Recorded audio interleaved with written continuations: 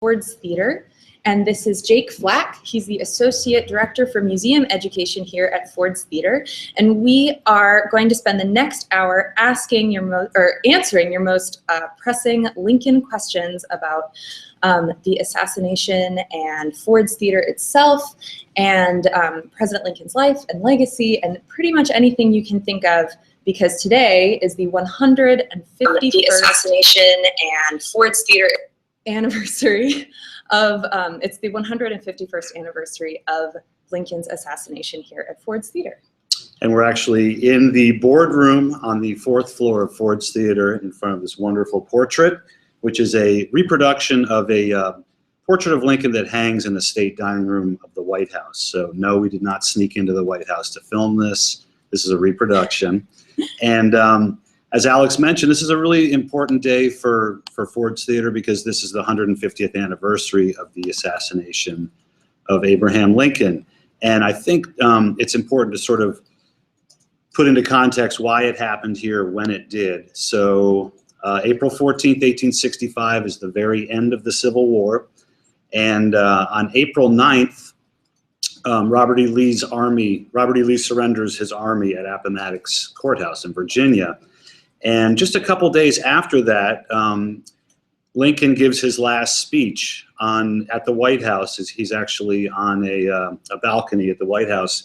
And in that speech, he is sort of outlining his plans for Reconstruction, and he's talking a little bit about some of the things that he hopes will happen. One of them is to give voting rights, possible voting rights to members of the Army, members of the United States colored troops who had served in the Army. And in the audience that night was John Wilkes Booth. And when he hears this, he sort of snaps, I guess. And he originally had a plan to kidnap Lincoln and exchange him for some Confederate prisoners. And when he hears this speech and after Lee surrenders, he realizes that he has to do something much more dramatic and drastic. And so then on April 14th, Lincoln, which is Good Friday, Lincoln decides to come to Ford's Theater as a way to sort of engage in this citywide celebration that's happening with the end of the war. Washington is literally exhaling after 4 years of war and being on the front lines and seeing wounded soldiers coming and going. And so the city sort of explodes into this essentially week-long party, and they called it the Grand Illumination, and they were lighting up windows and buildings. And as part of this celebratory mood, Lincoln decides to come to Ford's Theater to see a comedy, the comedy play Our American Cousin. And John Wilkes Booth, who of course was a famous actor, was receiving his mail at Ford's Theater. He was staying in a hotel and would get his mail delivered to Ford's Theater. So the morning of April 14th, he's collecting his mail, and he hears that Lincoln will be coming to the theater that night to see the play, and he realizes this is the perfect time to sort of carry out his plot of assassination. And so that's a little bit of context of why Lincoln is assassinated at Ford's Theater, when he was, and by who. Excellent. All right. So hopefully many of you have watched the virtual field trip that's on our website, and I'm already seeing a ton of fantastic questions coming in. We are receiving questions on our YouTube channel, and we're also receiving questions on Twitter using the hashtag FordsEDU. So let's start taking on some questions. Okay. Okay, so we have a question from Toby Johnson Middle School. How many children did the Lincolns have? The Lincolns had a total of 4 children. They were all boys actually, and they had a son named Eddie who actually died at a very young age before they actually even moved to Washington. And then they had Willie and Tad living with them in the White House when they first come to Washington. And then they had an older son named Robert Todd Lincoln, who was in college during the Civil War. And it's actually the family story's filled with tragedy. Robert Todd Lincoln is actually the only one of the 4 sons who survives to adulthood. And as many of you know, Willie Lincoln died when he was 12 years old in the White House in 1862. He got sick because of the unsanitary conditions in Washington, probably from the drinking water, and he died, which was a crushing blow to the Lincolns, particularly to Abraham Lincoln, who was such a doting father and loved to play with his boys, and he was just crushed after that happened. Yeah, and it was a really challenging time for President Lincoln and Mary Lincoln in the White House. And then, of course, poor Mary, she's lost her first son before they come to Washington. She loses a second son in Washington, and then her husband is murdered next to her here in Ford's Theater. So talking about Mary Lincoln, we have a question from Doreen Morgan. Why wasn't Mary Lincoln by her husband's bedside in the Petersen House? What was she excluded from that room? And so after the president was shot here in the theater, some soldiers carried him out across the street and carried him into the Petersen House and lay him in an empty bed. And Mary followed him into the Petersen House, and she started out at his bedside, but then the doctors and the Secretary of War decided that her grief, her tears, her hysteria was too distracting and would make the president uncomfortable and potentially be disruptive to him in his final hours. And so they made her stay in the front parlor. So she was not actually at her husband's side when he passed away the next morning. And that's part of those Victorian ideas of medicine and people needing to be kept safe and comfortable.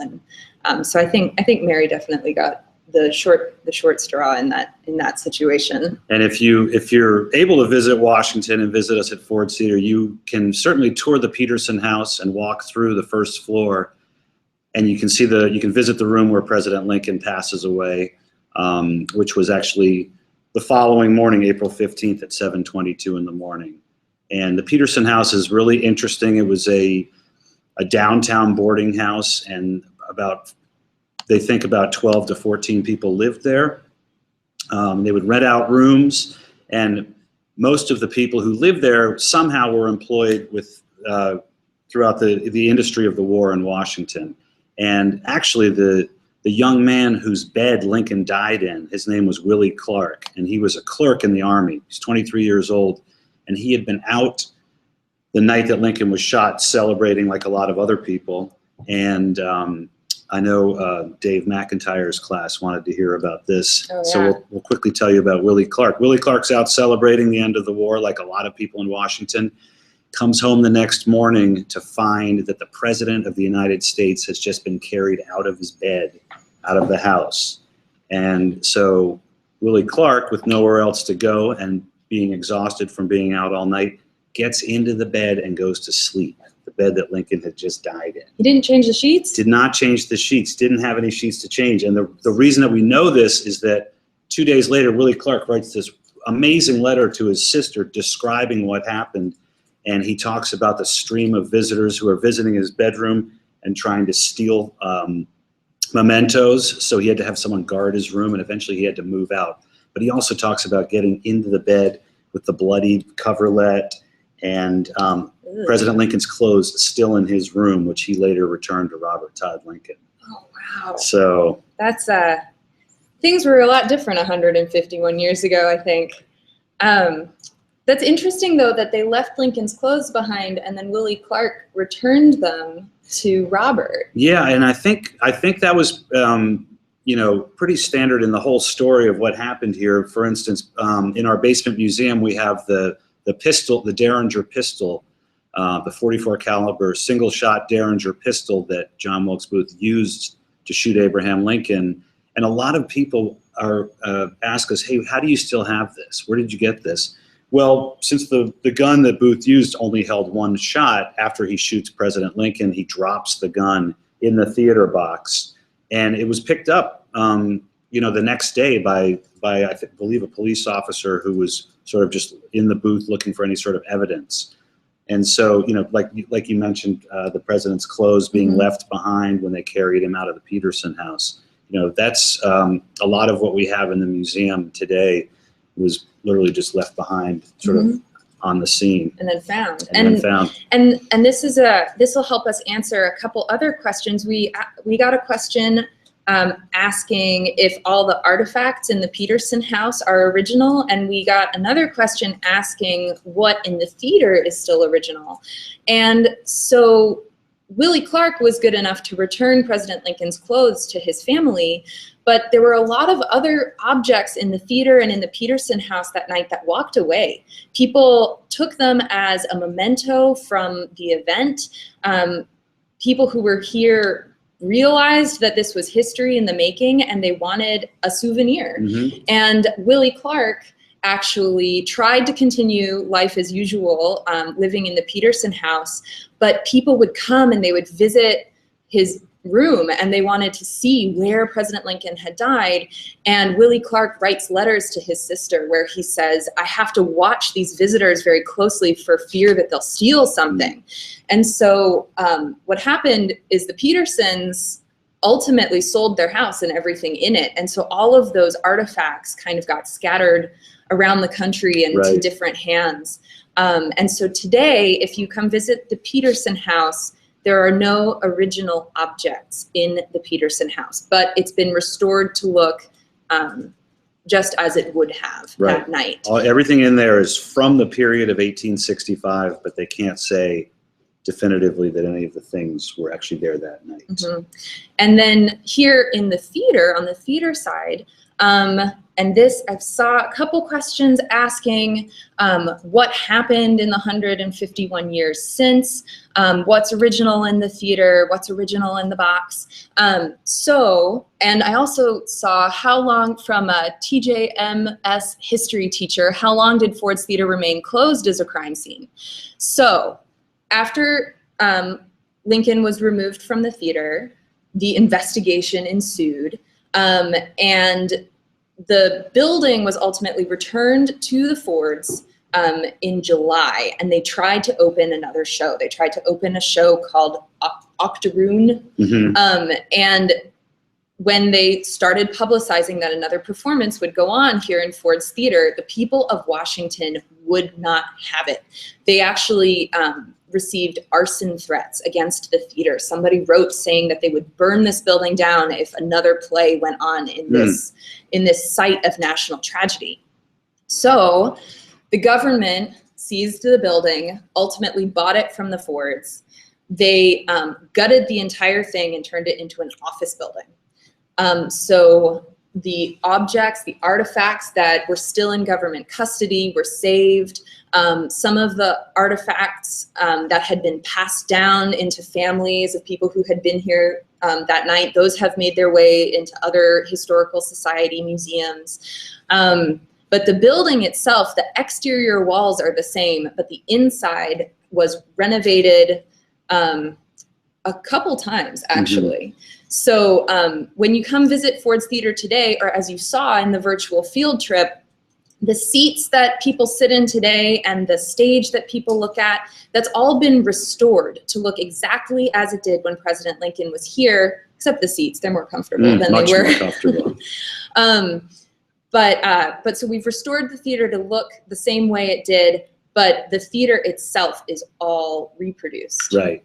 And it's interesting because, as Alex mentioned, it was sort of repurposed a couple different times. And in the 1890s, the theater was being used as an office building, as Alex mentioned, and they were actually storing a lot of the paper files, the records, pension records from the soldiers from the Civil War.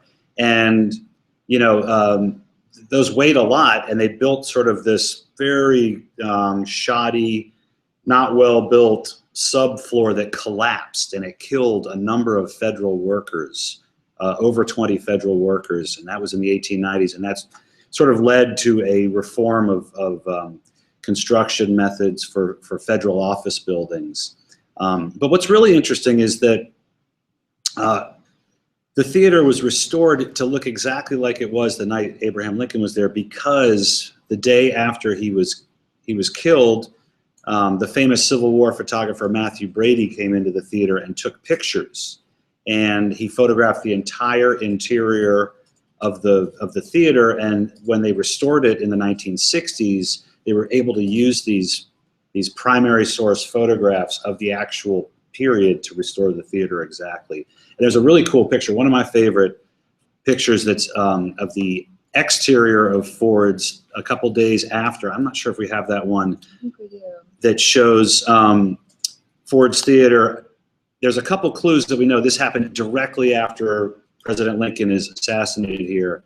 And one is you can see the black cloth coming out of the windows. And what that was called mourning drape. And that signified that a building was in mourning, or people were in mourning because something had happened at a certain building. It might have been someone's house, and in this case it's the theater. And if you look closely, and you can find these photographs on the Library of Congress website, you can see soldiers standing in the doorway with their rifles guarding Ford's Theater. And that's because at this point, when the photograph is taken, this is still an active crime scene, and it's also sort of contentious because some people wanted to tear down the theater right after President Lincoln is assassinated here, thinking that, you know, this is a terrible memory. And so it's sort of an interesting way to talk about how we remember places and people, and it's a good launching point to talk about memorials and whether or not you should save certain places or whether or not you should get rid of them. Yeah. So I've received a few questions from Stacy Glover's class and from Cynthia Gertson, and we've got another question on YouTube here about the other people in the box, so Lincoln's guests and what exactly happened to them. So President Lincoln and his wife, Mary, came to Ford's Theater with their guests, Clara Harris, who was the daughter of New York Senator Harris, and her fiance, Major Henry Rathbone. And Major Rathbone was a Union major, so he was in the Union Army. And so when John Wilkes Booth stepped into the box, shot President Lincoln, the first person who really figured out what was going on was Major Rathbone. And so he jumps up, he tries to stop Booth, and Booth, the gun has already been shot. There was only one bullet. It's of no use to him. And as Jake said, he dropped the gun, but he pulled out a dagger. He did come with a backup weapon. So he pulls out the dagger and he stabs Major Rathbone. And Major Rathbone blocks the blow, but he gets sliced all the way down to the bone on his arm. Sorry, sorry for stabbing you there. I'll forgive you. So Major Rathbone tries to stop Booth, but can't. Booth jumps out of the box. He gets tangled in the flags that are decorating the box. He lands hard on the stage. This is where a lot of historians think he broke his leg. He runs across the stage yelling, "Sic Semper Tyrannis," waving this bloody dagger. And then he, off into the night, jumps on his horse, gallops off, escapes into Maryland. Meanwhile, in the box, we've got Major Rathbone bleeding profusely. We've got Mary Lincoln screaming. We've got Clara screaming.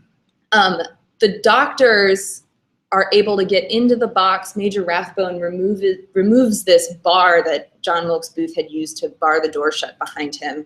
And Dr. Taft and Dr. Leal. Right. Dr. Leal was the first one in.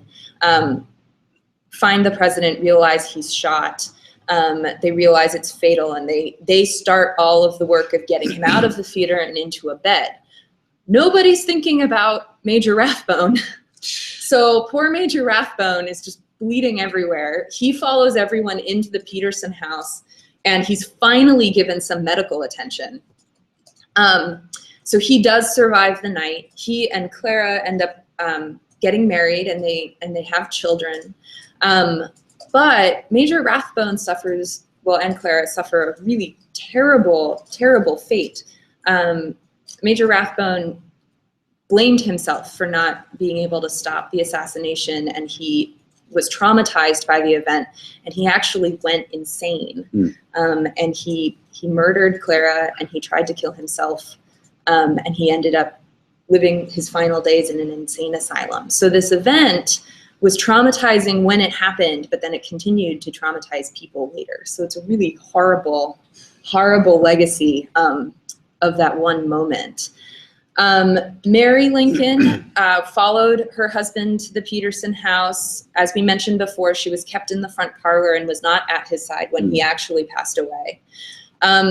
When she went home to the White House, she was so grief-stricken that she locked herself in a room for 40 days, and she refused to come out.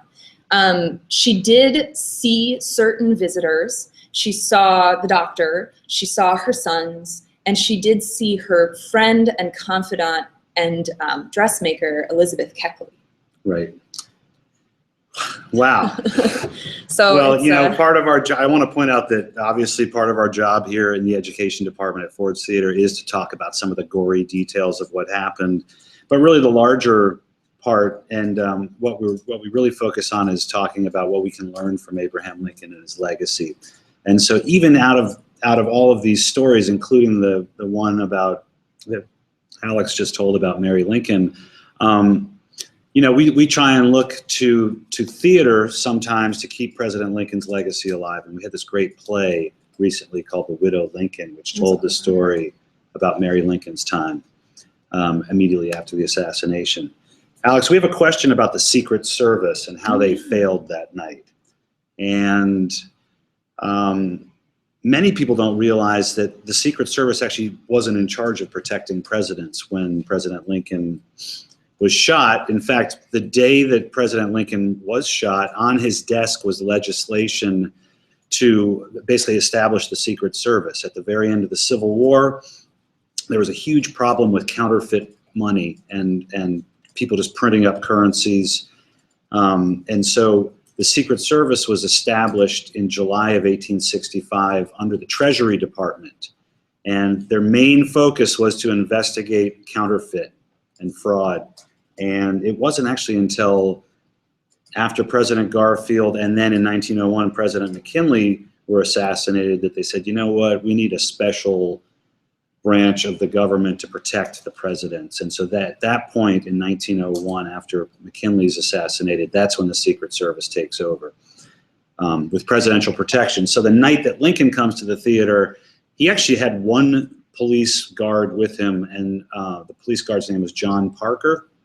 And as soon as the Lincolns get to the theater and they get situated and seated in the box, John Parker goes next door to a bar.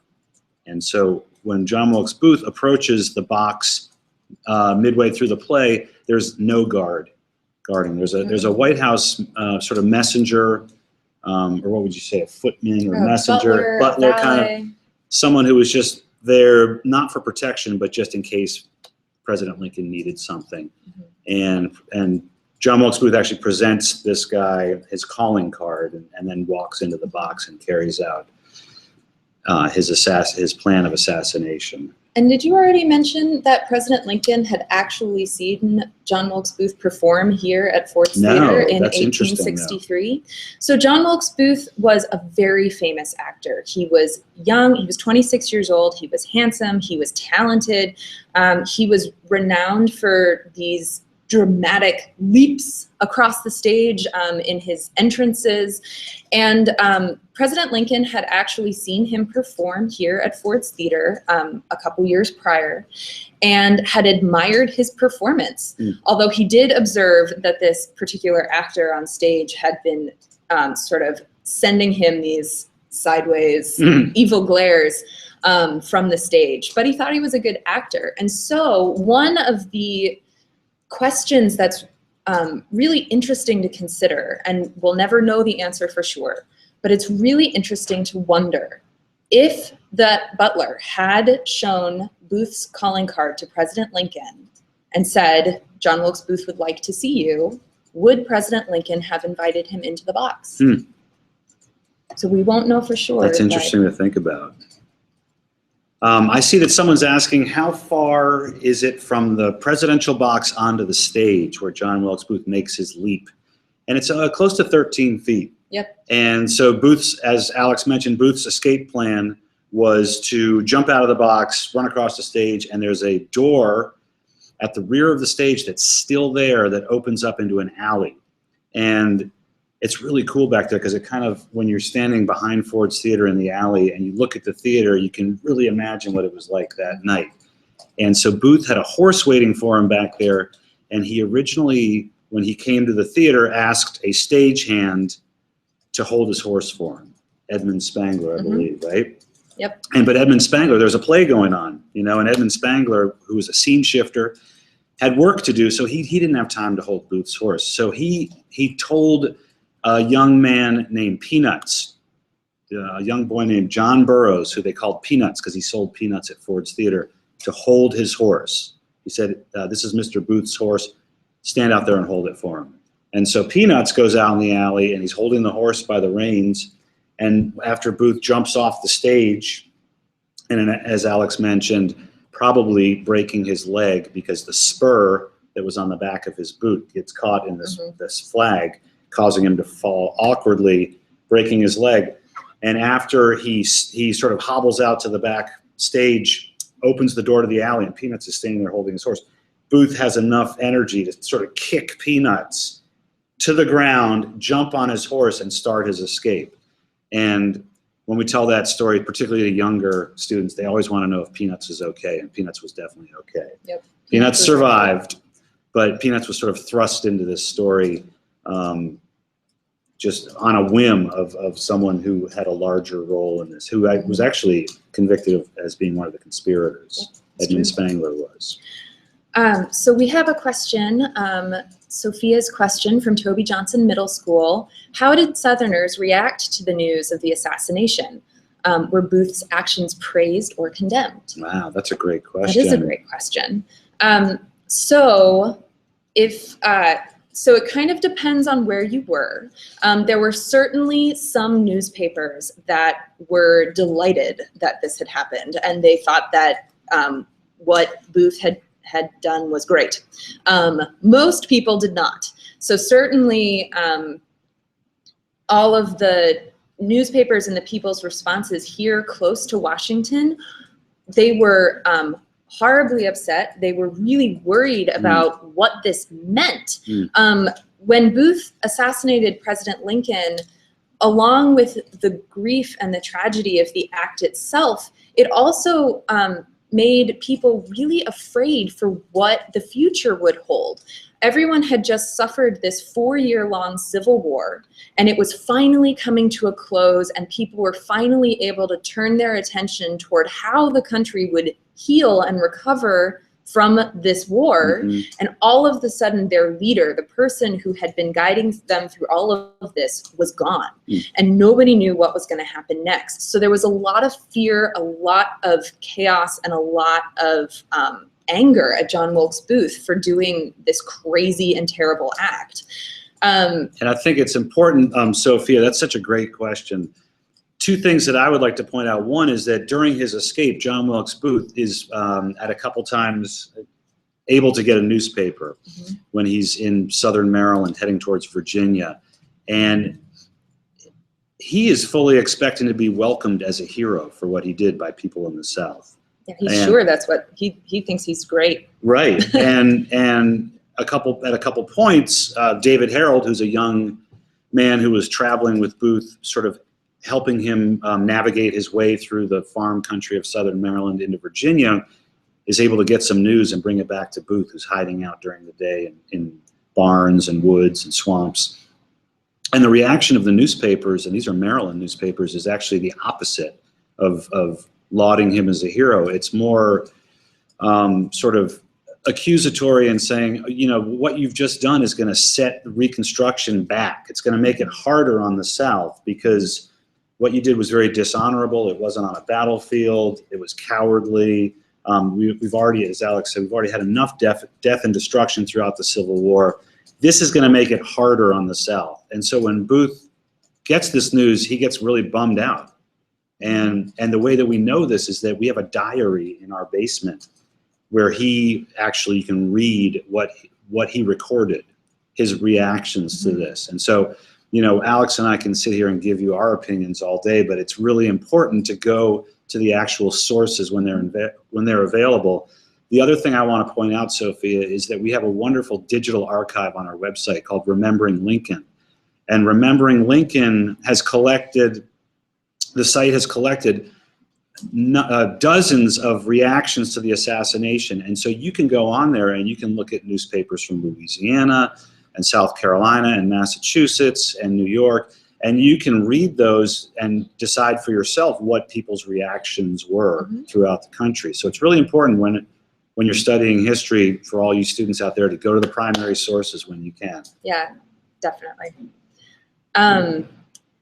So I guess while we are following Booth on his escape, we have a question from Mary Beth Donnelly. Her students wanted to know how John Wilkes Booth died.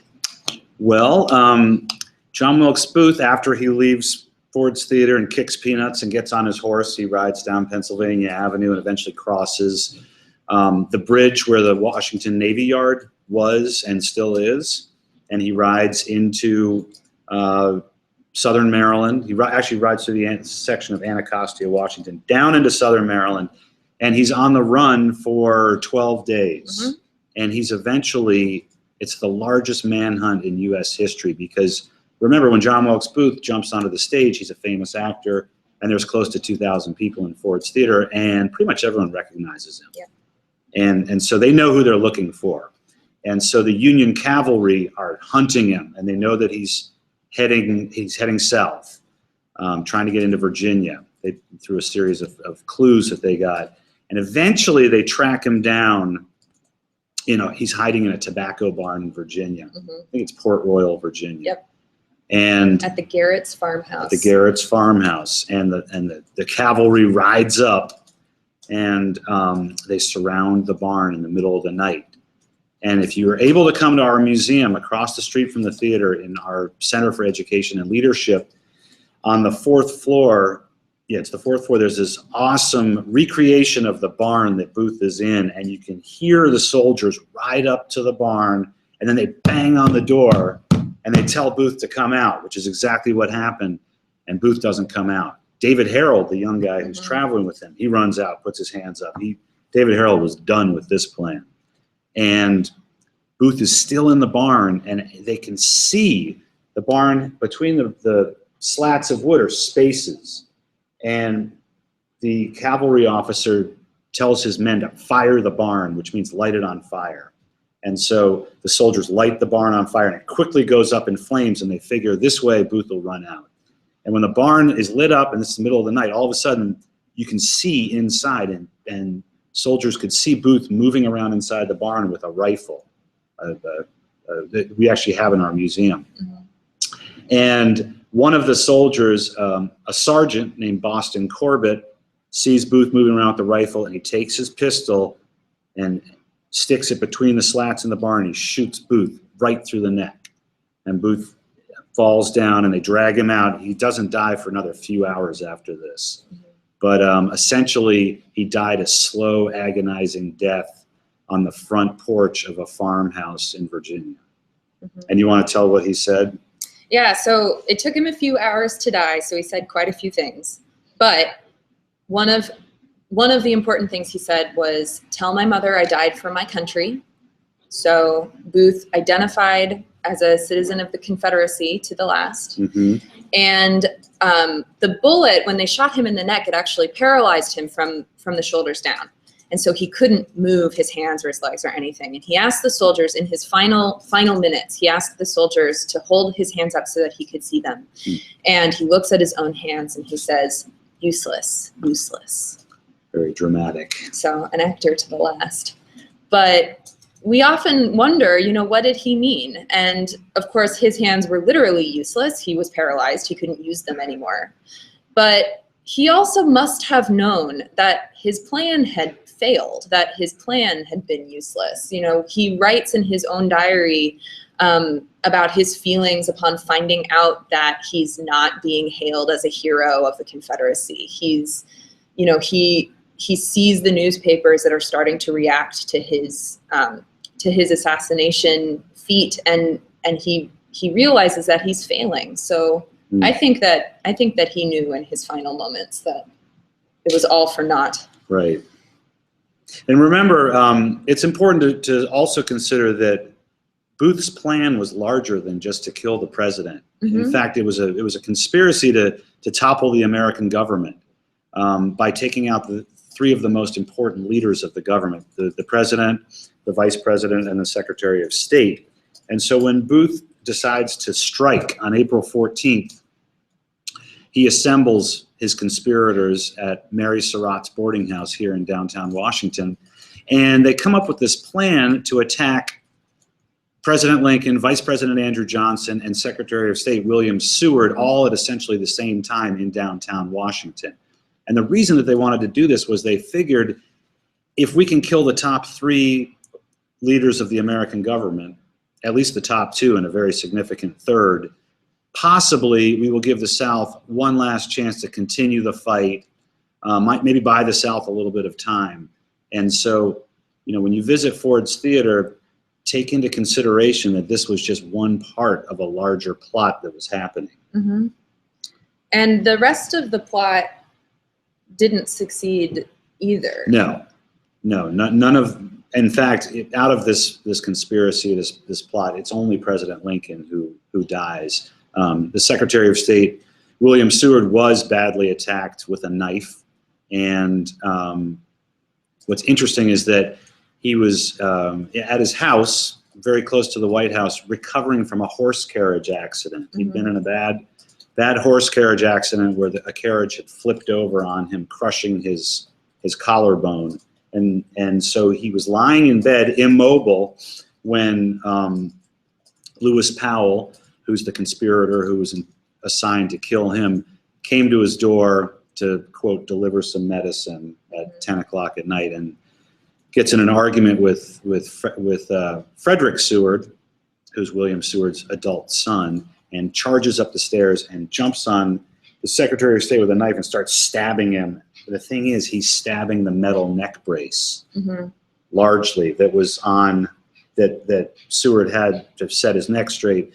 And so the metal neck brace sort of saves his life. But Seward did get stabbed badly in the face, and actually would never allow his portrait to be taken showing the scarring later in life. So you'll always see Seward like this. Mm-hmm. I think there's one photograph that the Library of Congress has that has his scar, but he was very self-conscious about it ever after that. But yeah. He survived. He did survive, and he resumed his duties as Secretary of State, and he's the one who orchestrates the purchase of Alaska mm-hmm. for the United States. So not only did Seward survive, he got us Alaska.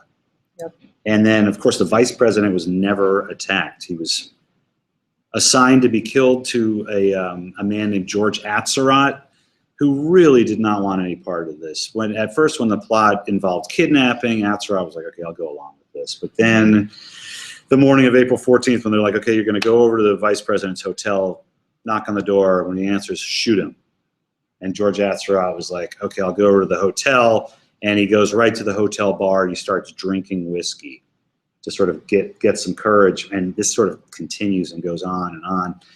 And at the assigned time when he's supposed to go up and shoot the vice president, he puts his glass of whiskey down and he runs out of the hotel bar, never attacking the vice president. But he is caught a few days later, and he's put on trial and he's sentenced to death by hanging, as is Lewis Powell, the guy who attacks William Seward, as is David Herold, the young man who was shepherding Booth through southern Maryland and into Virginia, and as is Mary Surratt, the woman who owned the boarding house where they would have their meetings. Mm-hmm. And she's actually the first woman to be executed by the United States government. And this all happened in July of 1865, so very quickly after the assassination plan. Yeah, it was very, very fast. We're having a lot of questions, Alex. From Mr. Lautenheiser's class. Okay. Were there any civilian witnesses to the fatal shooting of Booth? That's a good question. I don't know the answer to that. I think that there were, if you consider the people, the Garrett family, mm-hmm. who owned the farm. But beyond the Garrett family and, of course, the cavalry soldiers that were there, I don't believe that there were any other witnesses. Yeah, the only primary sources that I've read have been the reports, the official reports that the soldiers and Boston Corbett, the man who actually shot Booth, their reports of what happened. Right. Is that leading to a follow-up question about maybe Booth slipped away somewhere? I don't think he did. All right. These are great questions. We are a little over our halfway point here, so we're still with you for another 20 minutes, so keep those questions coming. And then also, if you're joining us on Twitter, please tweet us a photo of your class as you participate. We've seen a few of you, and we love seeing so many students from all over the country participating in our Q&A today. It's really exciting. Alex, we have a great question about the theater today and why the top level is closed off to the public. Yeah. So when we reopened as a theater in the 20th century, and we had to make some necessary upgrades so that we could actually do theater. And one of those was install electricity. Another one was install indoor plumbing so that, you know, we could have running water. Nice amenity to have. A very nice amenity to have. But so part of that also was that the family circle, which were the cheap seats, that's where they crammed in all of the extra audience members. It was bench seating in the 1860s. That whole balcony is now all storage and space for all of our technical equipment. Instruments and the sound instruments and the actual room where the stage manager and the light operators, where the stagehands and the stage manager actually run the show, is up here in the family circle. So next time you're looking at pictures of Ford's Theater, so if you're visiting us virtually or if you're here, turn around and take a look all the way up to the top, and you'll see this wall with windows in it, and you'll know that that's where the show is being run from. And I think that's, for those of you who were able to see the field trip, that's where they were standing, Stephen and Themby. And Stephen sort of described what the theater experience was like 150 years ago. And it was very sort of rowdy. There's a ranger here who says it was like going to a WWE SmackDown, especially if you went to a comedy.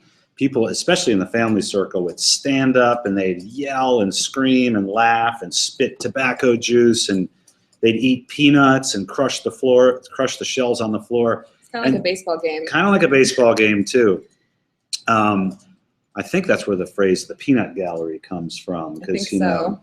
Anyway, so when Alex was telling the story earlier about the decision to remove President Lincoln from the box and get him out of the theater as quickly as possible and just into a bed to make him more comfortable, they did not want him to die in the theater because of this environment and because of the way theater was looked at as sort of kind of a low-class place and not a place for a president to pass away. Right. And they were particularly, at the time of the Civil War, very aware of the ritual of death and how people died. And so to have a president die in a theater would not be... It would have been scandalous. It would have been scandalous. And that's one of the reasons they get him out quickly, and they take him just to the closest bed they can find. It because they also knew that to put the president in the back of a horse carriage with Washington's unpaved streets in April when it's muddy, you know, the carriage would have been bouncing around, and President Lincoln would have died in the back of a horse carriage on his way to the White House, which also would have been scandalous. And that's how he winds up directly across the street. Yeah. So we have another question from Stacy Glover's class on Twitter. In the play, what was the joke Booth was waiting to hear before he fired the gun? Alex, I'm going to have to leave that to you because you have a theater background. All right. I will try to quote it as accurately as I can. There are National Park Service rangers who can do it by heart, and I'm only just learning it myself. But so imagine Ford's Theater full of almost 2,000 people. It's rowdy. It's a comedy. People are there to celebrate and enjoy themselves. And the play was about a sort of uneducated and ill-mannered American who inherits a lot of money, and he goes to England to try and find a high society bride.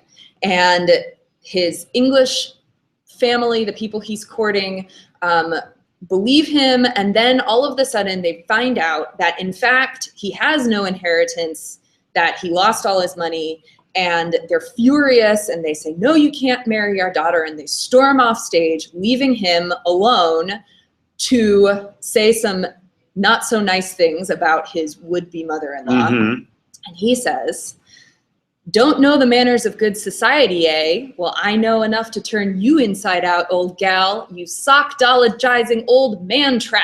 And everyone explodes with laughter because that was really funny. It was. And well delivered, Alex, I may say. Yeah, and so Booth knew the script, and he knew the play, and he knew when this line was going to be delivered, and he knew that when it was, close to 2,000 people would be screaming and laughing, and that's when he times his shot. And so a lot of people in the theater didn't even hear the gunshot. And if they heard sort of a pop or something, they weren't sure what it was. And when they all saw John Wilkes Booth, this famous actor who most of the people recognized, leap across the stage, some people wondered, was this part of the show? There was a lot of confusion in those initial moments, and that confusion was what gave Booth his start to get out the door and get on his escape. All right. Oh, yes, I love this picture. There's a nice picture. From Grace Johnson. Thanks for sharing with us. All right. Oh, and we've got another one from Kelly Helmer. Thank you. This is fantastic. I'm so glad you all are participating with us today. All right. Let's see. There's one about why is there a portrait of George Washington hanging in front of the presidential box? And that's sort of an interesting question. Why is there a picture of George Washington in a place that's associated with Abraham Lincoln? And the answer is because when the Ford brothers, who owned Ford's Theater, no relation to Henry Ford, the car maker, we get that. Anyway, when they found out the morning of April 14th that the president was going to come to the theater that night, they spent much of the morning decorating the area where Lincoln would be sitting, which is known as the presidential box. So they put up flags, they moved a partition that divided it into two smaller boxes to make it larger. They got some of the most comfortable furniture out, and they took the portrait of George Washington that was in their office, out of the office, and they hung it up right in front of where President Lincoln would be sitting. And they did that to sort of denote that this was a place where the president would be sitting. Today, if you see President Obama speak on television, he always has the two microphones and that round seal in front of him that says President of the United States. Well, they didn't have a presidential seal back then, and so George Washington, as the first president and known as the father of the country, sort of was the equivalent of the presidential seal. So that's why there is a portrait of George Washington in Ford's Theater. And it's actually, as of just about a month ago, the original portrait hung the entire time, and it was just taken out by the Park Service for restoration, and I'm not sure if it's coming back. I think over the years of theater lights and everything, it probably needed to take a break. Yeah, well, artifacts are really fragile, and they're really old, and light and dust and gravity are really terrible things for an old object. And so a lot of precious artifacts like what we have in our museum, they have to be conserved, and they're kept behind glass. The lights are really low. It's very dark in our museum. And, sometimes we're asked, why is it so dark in here? Or why don't you still have the original chairs in the box? Or why, what happened to the original flags? And a lot of that is so that we can preserve these artifacts for future generations to learn about the events that happened here, and to use learning about those events as a way to learn about President Lincoln and his legacy. We have to take those off display or keep them very, very specially protected so that these artifacts will last for future generations. There's an interesting question. Someone's asking, how long did it take for General Grant to find out about the assassination of President Lincoln? I don't know the exact day that Grant found out, but I do know that General Ulysses S. Grant was Lincoln's first choice to be his guest in the theater that night. And when the White House messenger came over to Ford's Theater that morning and let the Ford brothers know that President Lincoln and General Grant and their wives would be visiting, they sort of released that news to the city. I think it was through a newspaper. And they did that because they wanted the theater to sell out quickly. And when people in downtown Washington learned that General Grant was coming with President Lincoln, that's exactly what happened. The theater sold out very quickly. Not so much that people wanted to see Abraham Lincoln, which they did, because Abraham Lincoln was very accessible to people. You could see him walking around downtown Washington every day. You could see him walking over to the War Department to get telegraph news about the status of the battles in the war, and you could see him riding his horse up to his summer retreat, President Lincoln's Cottage, which is a great museum in Washington, which is still there. And so Lincoln was very accessible to people. You could see him around. Pretty much no one had ever seen General Grant because he'd been out fighting the Civil War, but people had been reading a lot about him, particularly in the last year or two of the war, and he was a big hero. And so for people to have the chance to go to the theater that night and be sort of swept up in that feeling of celebration and joy and relief, and to share those emotions with the two people who were most responsible for winning the Civil War at that point was really a hot ticket. And so that's why the theater sold out quickly. Now what happened was General Grant's wife and Mary Todd Lincoln did not get along. So when I don't know if it was Abraham Lincoln or General Grant came home and informed their better half that they'd be going to the theater that night, they said, "Oh no, we're not." And so the Grants sort of bowed out politely, and they actually left town. And I think they went to New York City. So my guess, that's a long answer for my guess, is that he would have found out the day that Lincoln died, which would be probably the evening of April 15th, because the news started to travel out quickly by telegraph and by newspaper.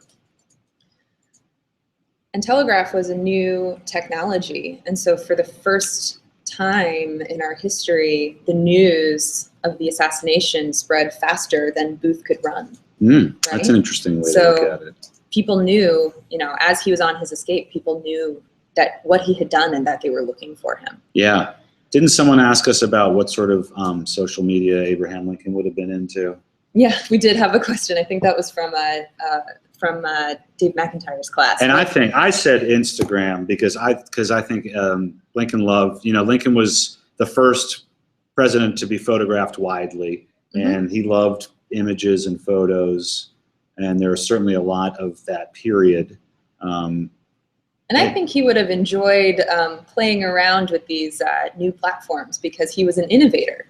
President Lincoln is our only president to hold a patent for one of his inventions. He was way into technology. We had a cool exhibit a couple years ago in our Center for Education and Leadership about Lincoln and technology and some of the technological advancements that he advocated for during the Civil War. Things like, Alex said, the telegraph, or using balloons to monitor troop movements and enemy troop movements, and improved weaponry, like the rifling technology in the guns that they started to use in the latter part of the war that were much more accurate and much more destructive.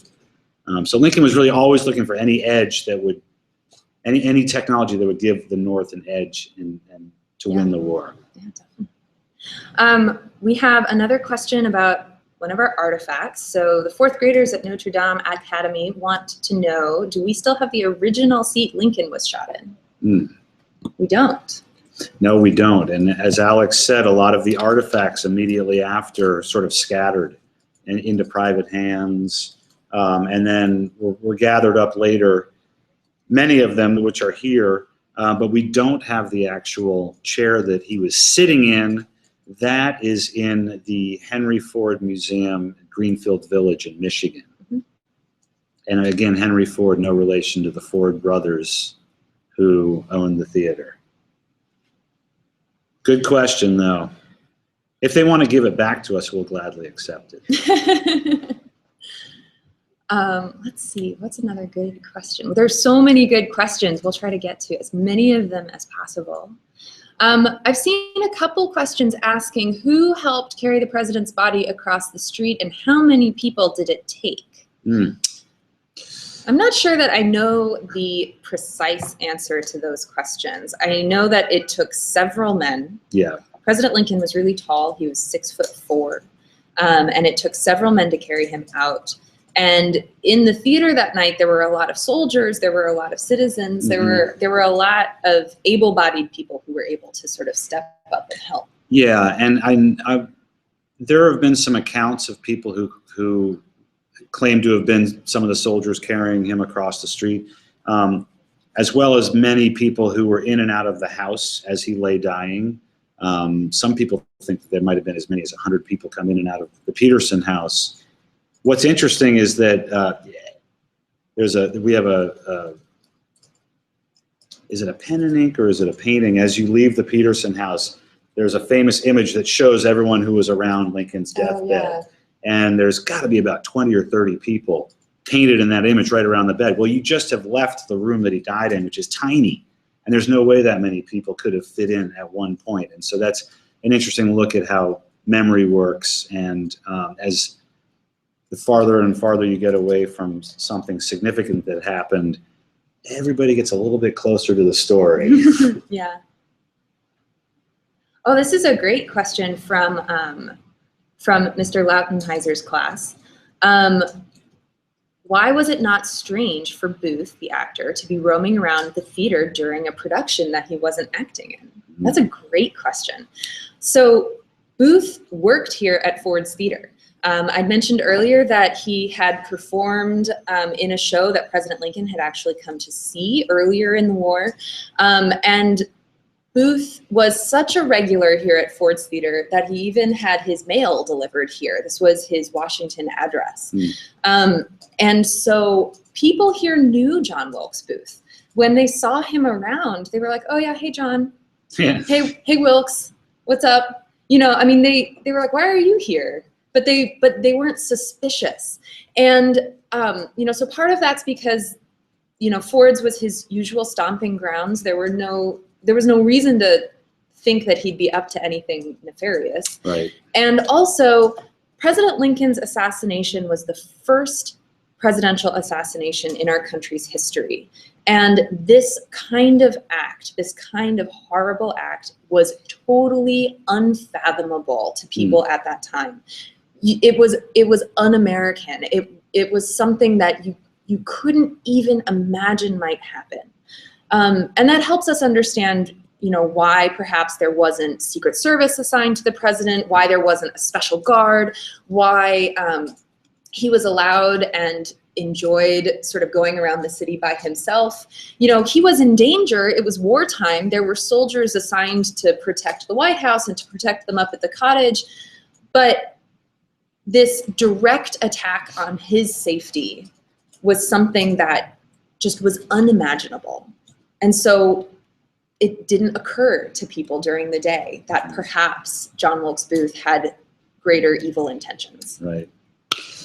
Well, we certainly have had so much fun today answering all of these questions, and I know that we probably didn't get to everybody. No, I'm sure. So we'll try to respond to all of them on Twitter. So please continue to follow us, and you can always tweet us at #FordsEDU. You can always contact us with your questions. It's almost impossible to stop learning from and about Lincoln. Right, and you can always come visit us too here in Washington. So in-site and online, we are always happy to answer your questions and connect with you and your classes. Thank you so much for joining us today, and stay in touch.